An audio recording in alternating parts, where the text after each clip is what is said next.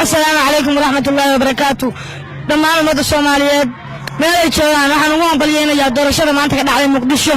oo ahayd mid kaliya laaba waxaan haysan warqad iyo qalin aan ku xisaabinayay codadka Maxamed Cabdullaahi Farmaajo wallahi runtii isma ahayn Maxamed Cabdullaahi Farmaajo codad xildhibaaneed buu soo baxaya laakiin waa islaa wuxuu ku soo baxaya cod shacab alxamdulillaah rabbil caalamiin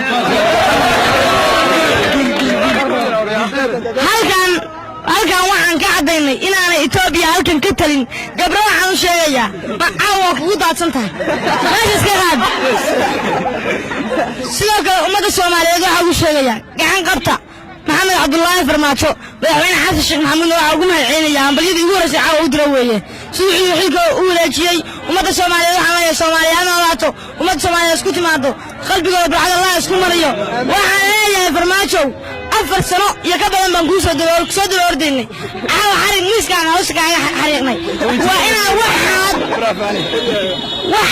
waxaad noo haysay soo bandhig caawa waxaa muhiim ah oo aan arkay adeer markii Maxamed Cabdullaahi Farmaajo oo mikrofoonka la wareegay waxa goobta dhan yimid saraakiisha ciidamada Soomaaliya oo ah ta ugu horeysa ee uu soo tari lahaa umada Soomaaliyeed Soomaaliya guul umada Soomaaliyeed guul aan nabad barwaaqo bas saxaafadu koob ka yaa Soomane waa ku salaamayna